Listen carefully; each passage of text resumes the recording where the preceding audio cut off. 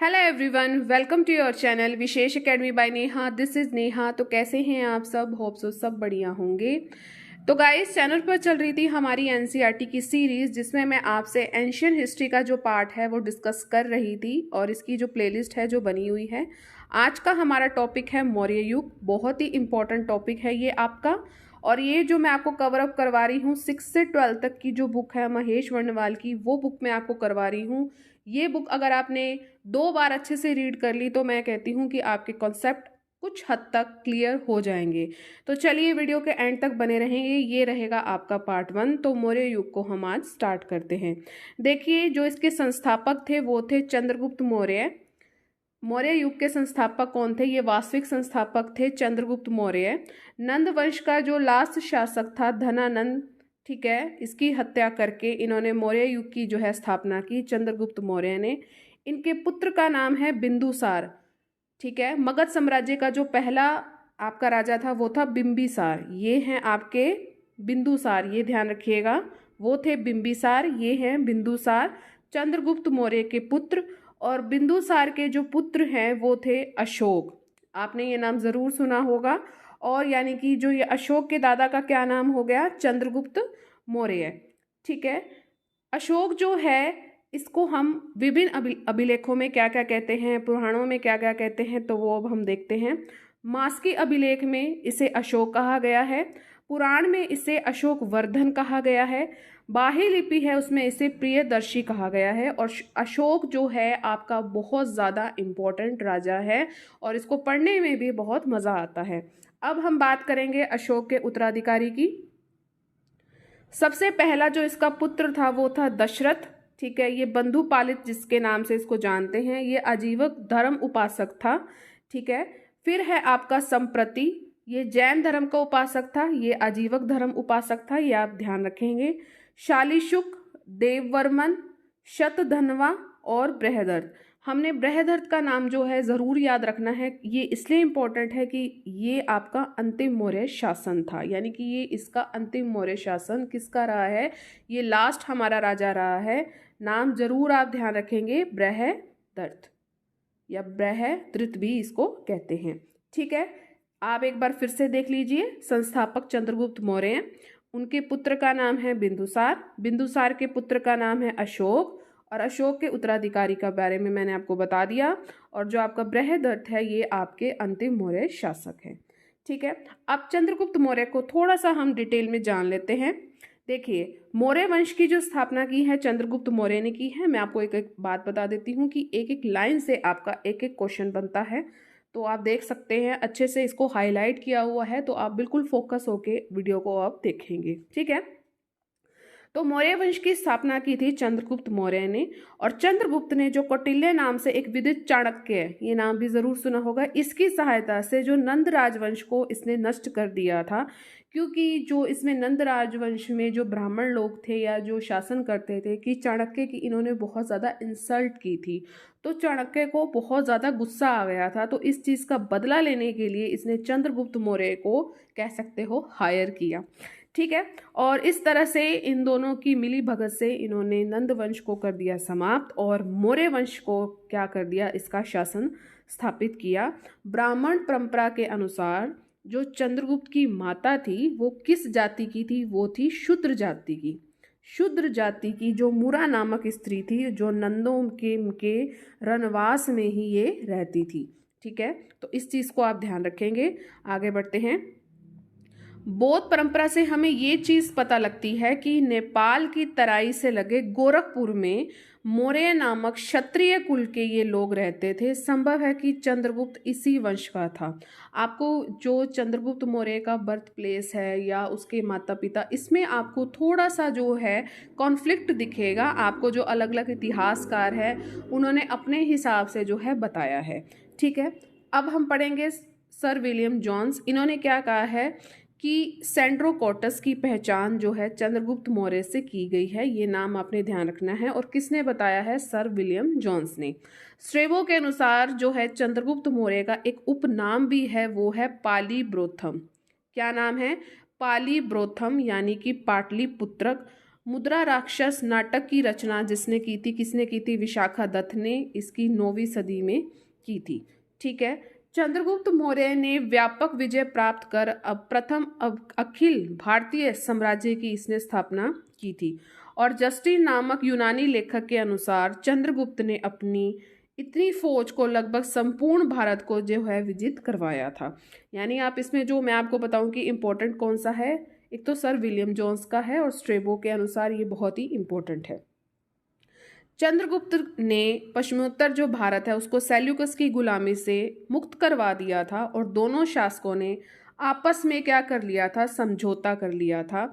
और सेल्यूकस ने चंद्रगुप्त से 500 हाथी लेकर पूर्वी अफगानिस्तान, बलूचिस्तान और सिंधु के पश्चिम का जो क्षेत्र है इसको दे दिया था। क्या दिया? चंद्रगुप्त से तो इसने 500 हाथी लिए और पूर्वी अफगानिस्तान इसको दे दिया, बलूचिस्तान दे दिया और सिंधु के पश्चिम का क्षेत्र इसको दे दिया। इसका मतलब क्या हुआ कि इसके क्षेत्र का बहुत अधिक विस्तार हो गया। नेक्स्ट, ऐसा इसलिए क्यों किया? इसने ऐसा क्यों किया सेल्यूकस ने? क्योंकि इसकी पुत्री जिसका नाम हेलेना का विवाह जो है चंद्रगुप्त मौर्य के साथ कर दिया गया। और ये मैं आपको बता दूं, ये सबसे पहली विदेशी शादी थी। ठीक है।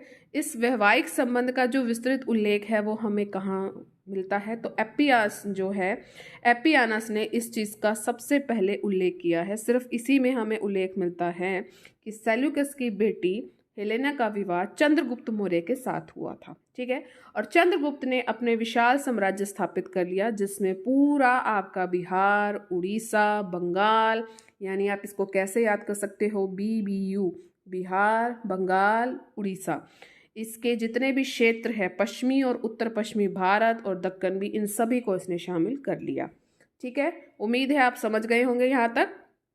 आगे बढ़ते हैं। अब इसकी बात करते हैं प्रशासनिक इसका संगठन कैसा था।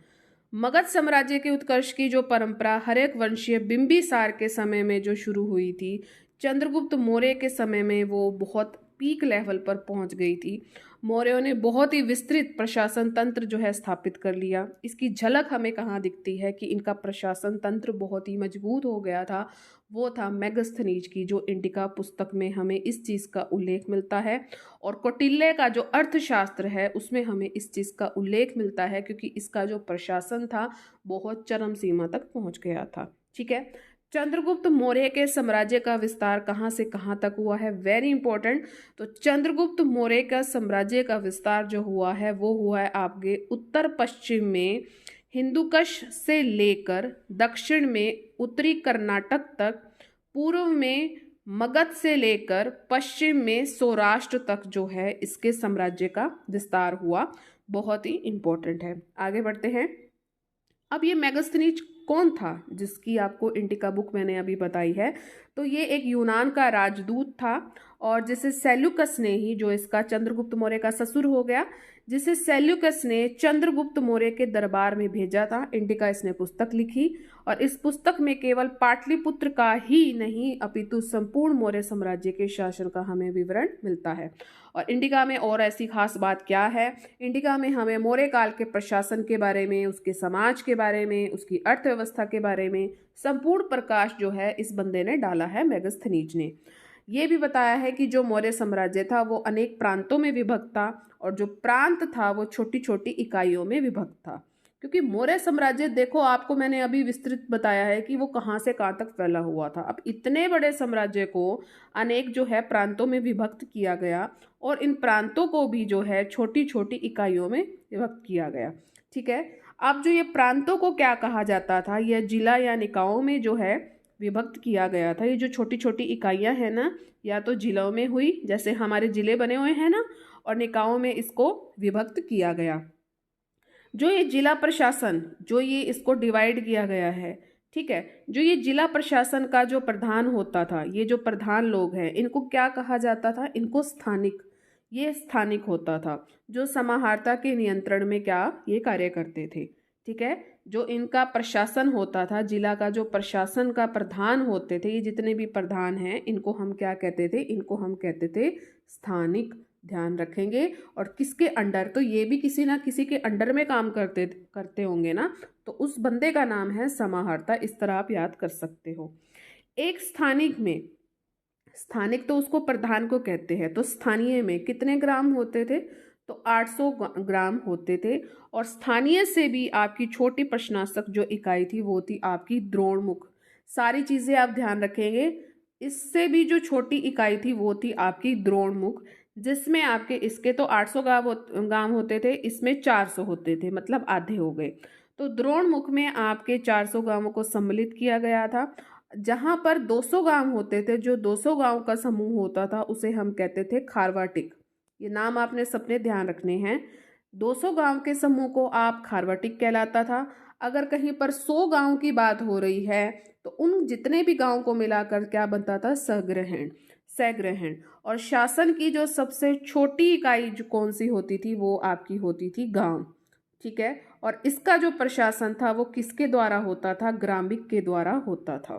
किसके द्वारा होता था? ग्रामिक के द्वारा होता था। एक बार आपको फिर से बता रही हूं मैं। देखिए, स्थानीय में आपके जो है कितने ग्राम होते थे? स्थानीय में आपके 800 ग्राम होते थे, यानी कि गांव होते थे। इससे इससे भी छोटी जो आपकी इकाई होती थी वो आपकी होती थी द्रोणमुख। इससे नीचे ही आएगी। ठीक है। तो द्रोणमुख में आपकी इससे स्थानीय से छोटी इकाई होगी। तो इसमें कितने गांव हो गए? 400 हो गए। जब 200 गांव का समूह होता था, ये 800 की बात होगी स्थानीय, 400 की होगी द्रोणमुख। 200 गांव के समूह को क्या कहा जाता था? 200 गांव के समूह को कहा जाता था खारवटिक। जो 100 गांवों के समूह होता था उसको हम क्या कहते थे? सैग्रहण। हर चीज आपने ध्यान रखनी है। और शासन की जो सबसे छोटी इकाई होती थी वो आपकी क्या होती थी? गांव होती थी। और जो गांव का प्रशासन किसके द्वारा होता था? वो ग्रामीण के द्वारा होता था। तो उम्मीद है आपको ये सब कुछ समझ आ गया होगा। आगे बढ़ते हैं। जो ग्रामिकों के, ये जो ग्रामिक जिसका प्रशासन ये चला रहा था, अब ये इनके भी कुछ काम होते होंगे ना। अब ये थोड़ी सारे के सारे काम करेगा। तो ग्रामिकों की जो कार्यों पर जो है एक अधिकारी होता था जिसको गोप कहा जाता था। ये गोप नामक अधिकारी जो है नियंत्रण रखते थे। और एक गोप की जिम्मेदारी जो होती थी वो 10 गांव की होती थी ओनली। कितने गांवों की होती थी? 10 गांवों की जो जो जिम्मेदारी होती थी इस गोप के पास होती थी। गोप और अन्य जो है ग्राम प्रशासन के अधिकारियों के कार्यों की देखभाल में जो प्रदेश भी समाहर्ता की मदद करते थे। प्रदेश भी क्या करते थे? जो समाहर्ता ऊपर आए थे ना, इनकी मदद करते थे। ग्रामांचल और नगरांचल दोनों के प्रशासन की क्या थी?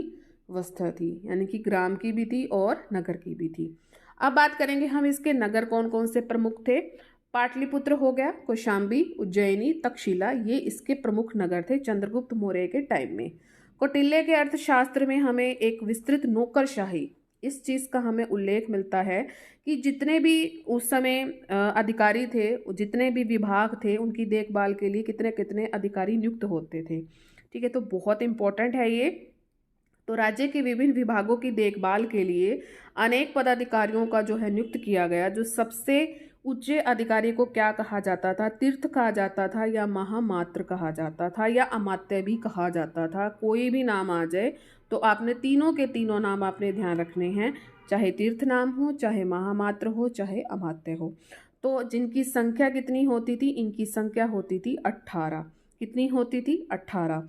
मौर्य नौकरशाही एक पिरामिड के जो है समान थी। सबसे शीर्ष पर जो है आपका मंत्री बैठा होता था। अभी मैंने आपको नौकरशाही का कॉन्सेप्ट बताया है। ठीक है। किसने बताया है? कौटिल्य ने बताया है। तो एक पिरामिड के अनुसार होता था जिसमें आपका सबसे ऊपर मंत्री होता था और जितने भी आपके नीचे सारे आपके कर्मचारी होते थे। अब बात करेंगे हम कि मौर्यों की राजधानी कौन सी थी। तो मौर्यों की राजधानी थी पाटलिपुत्र। और इन्होंने अपनी 6 समितियां बनाई हुई थी। और 6 समितियों में आपके 5 क्या होते थे? सदस्य होते थे। 1 2 3 4 5, 6 आपकी समितियां बनी हुई हैं। उसमें आपके प्रत्येक समिति में आपके 5-5 सदस्य होते थे। अगर हम बात करें प्रथम समिति की, तो प्रथम समिति के जो कार्य होते थे, उद्योगों और शिल्पों का निरीक्षण करती थी प्रथम समिति। द्वितीय जो समिति थी वो आपकी विदेशियों की आवाजाही पर निगरानी रखती थी। तृतीय समिति है जो आपका ये जन्म मरण का ब्यौरा रखती थी। चतुर्थ समिति जो आपकी चौथी समिति थी, ये व्यापार और वाणिज्य की देखभाल करती थी। पांचवी जो समिति थी ये आपके वस्त्रों के विक्रय का निरीक्षण करती थी। और छठी समिति जो थी बिक्री कर जो है वसूल को करती थी। जो आप बिक्री कर लगा रहे हो, टैक्स लगा रहे हो, तो ये आपकी छठी समिति का काम होता था। अब इससे ऊपर अब जब हम जाएंगे ठीक है। तो वस्तु के विक्रय का, जो हम सामान को दे रहे हैं उसका निरीक्षण करना है। तो पांचवी और छठी को याद करना बहुत आसान है, क्योंकि ये बिक्री कर को वसूल कर रही है और ये विक्रय जो हम चीज़ों को बेच रहे हैं उसका ये निरीक्षण कर रही है। अब ये दोनों चीज़ें अगर आपको याद हो गई हैं, पांचवी और छठी, मैं आपको याद करवाने की कोशिश कर रही हूँ कि जब ये पांचवी छठी आपको याद हो रही है तो ये किसी न किसी चीज़ से जुड़ी होगी। अगर कुछ व्यापार करेंगे तो तभी ये चीज़ें हम किसी वस्तु को बेच पाएंगे। किसी चीज़ से हम टैक्स तभी वसूल कर पाएंगे, या किसी चीज़ का हम कह सकते हो कि भाई अगर हम उसका निरीक्षण कर रहे हैं, ऑब्जर्व कर रहे हैं, तो वो चीज़ कहीं ना कहीं तो बनेगी। तो वो किससे बनेगी? व्यापार से बनेगी, वाणिज्य से बनेगी। ठीक है। तो ये सब चीज़ें आपने चतुर्थ, पांचवी और छठी समिति जो है, उम्मीद है ये तीनों आपको एक इंटर रिलेट करके, आप इसको को रिलेट करके पढ़ सकते हो। ठीक है। इसमें जो आपकी प्रथम समिति है, इसमें भी आपको उद्योगों और शिल्पों का निरीक्षण करती है, ये भी आप इससे कोरिलेट करके पढ़ सकते हो। दोनों आप वैसे याद कर देना कि जन्म मरण का ब्यौरा है वो तीसरी समिति में है। आपकी दूसरी समिति में जो विदेशियों की आवाजाही पर निगरानी, जो हमारे देश में आते थे, ठीक है, हमारे भारत में आते थे और जो जाते थे, उनकी जो आने जाने की पे इस चीज़ पर निगरानी रखती थी। ये जो समितियाँ थी, सफाई, विदेशियों की रक्षा, जन्म मृत्यु, उसका पंजीकरण, बाटो, मापों का नियमन, इस प्रकार के अन्य कार्य भी ये समितियां, जो 6 समितियां हैं, तो ये काम ये करती थी। ठीक है। और चंद्रगुप्त के प्रशासन की सबसे बड़ी जो विशेषता ये थी कि विशाल और स्थायी सेना रखना। सबसे बड़ी इसकी सेना थी, और लेकिन वो स्थायी थी, और प्रशासन की ओर से सेना की देखभाल का जो उचित प्रबंध किया गया था, प्रशासन की ओर से ही ये सारे काम किए गए थे कि जो सेना है उसकी हमने उचित प्रबंध करना है, उसकी उचित देखभाल करनी है। और कौटिल्य हो चाहे मेगस्थनीज हो, इन दोनों ने ही सैन्य व्यवस्था का जो है उल्लेख बहुत अच्छे तरीके से किया है। कौटिल्य के अनुसार जो है चतुरंगनी सेना थी, उसमें आपके पैदल भी आते हैं, आपके हाथी सैनिक भी आते हैं, घोड़े भी हो गए, रथ भी। इन सभी की रक्षा के लिए क्या बनाए गए हैं? आपके मजबूत दुर्ग बनाए गए हैं। अब जो ये दुर्ग बनाए गए हैं, इनकी भी तो रक्षा करेगा कोई ना कोई, सुरक्षा करेगा। तो इसके लिए क्या बनाए गए हैं? दुर्ग। जो इनकी सुरक्षा करते थे वो कौन होते थे? वो होते थे आपके दुर्गपाल और अंतपाल। कौन कौन होते थे?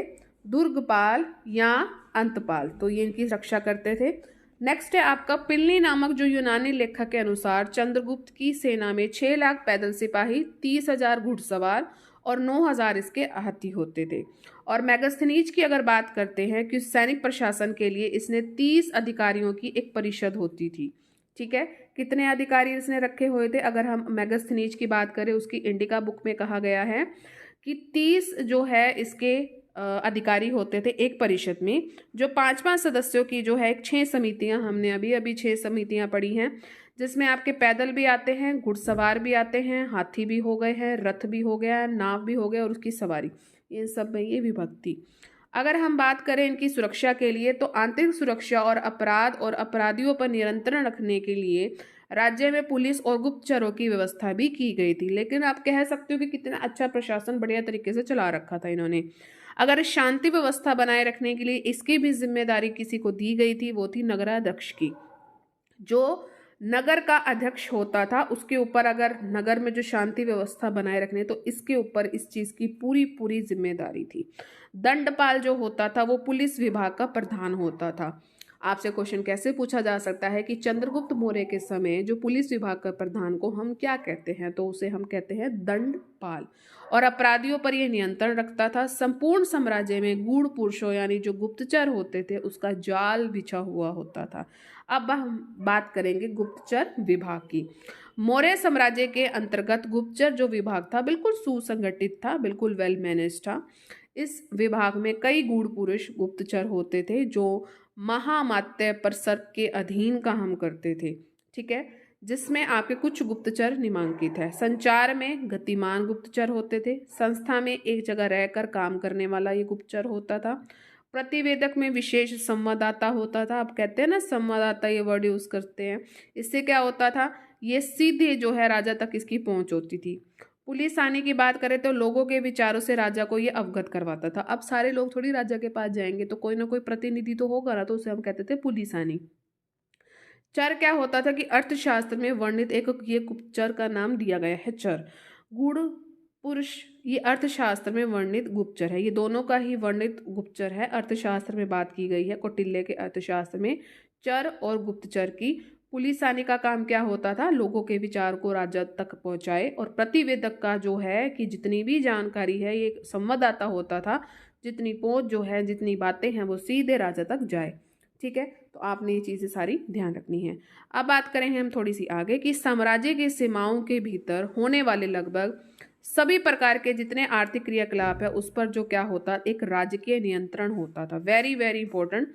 जितने भी आर्थिक क्रियाकलाप होती थी उसमें किस चीज़ का नियंत्रण सबसे ज़्यादा होता था? तो राजकीय नियंत्रण इसमें हमें देखने को मिला है। अगर हम बात करें कि किसानों से जो टैक्स वसूला जाता था उस समय, उसकी उपज का जो हिस्सा होता था, या तो वो चौथे हिस्से से होता था या छठे हिस्से तक होता था। बस इतनी ही इनकी पहुंच थी कि चौथे हिस्से से लेकर ये छठे हिस्से तक ये जो है टैक्स को वसूल करते थे। और जिन किसानों को सिंचाई सुविधा दी गई थी उनमें सिंचाई कर भी उनसे लिया जाता था। Very very important. अगर हम बात करें नगरों में बिक्री के लिए जो माल लाया जाता था, उन पर प्रवेश द्वार पर उसमें चुंगी भी लिया जाता था। बहुत ज़्यादा इम्पोर्टेंट है ये। अब हम बात करेंगे बिंदुसार की। अब ये जो हम बात करेंगे हमारे नेक्स्ट सेशन में करेंगे। तो कैसा लगा ये सेशन? उम्मीद है आपको ये अच्छा लगा होगा। और अब आपको डेली क्लासेस मिलेंगी। ठीक है, थोड़ी सी मैं बिजी थी, अब आपको ये डेली क्लासेस मिलेंगी। प्राचीन इतिहास को हम जल्दी ही कवर अप करेंगे। फिर हम हमारा नेक्स्ट टारगेट होगा वो हमारा होगा मध्यकालीन इतिहास। इस तरह जो है हम इतिहास को कंप्लीट करेंगे। ठीक है, तो कैसा लगा ये सेशन? मुझे उम्मीद है अच्छा लगा होगा। अगर अच्छा लगा है तो कमेंट सेक्शन में अपना फीडबैक आप सभी देंगे कि आपको ये जो है क्लास कैसी लगी है। और अगर आज आप चैनल से नए जुड़े हैं, प्लेलिस्ट बन चुकी हैं, तो पहले की वीडियोज़ आप देख लीजिए। अब आप क्या करेंगे, आप सभी अब लाइक ज़रूर कर दें जो जो इस वीडियो को देख रहा है। शेयर आप मैक्सिमम करें जितने भी आपके एजुकेशनल ग्रुप हैं। सब्सक्राइब का रेड बटन उसे ज़रूर प्रेस करें और ऑल पर ज़रूर क्लिक करें ताकि चैनल पर जितनी भी वीडियोस आएँ उसकी नोटिफिकेशन आपको टाइम टू टाइम मिलती रहे। चलिए मिलेंगे अपने नेक्स्ट सेशन में। Till then thank you so much, take care and bye bye.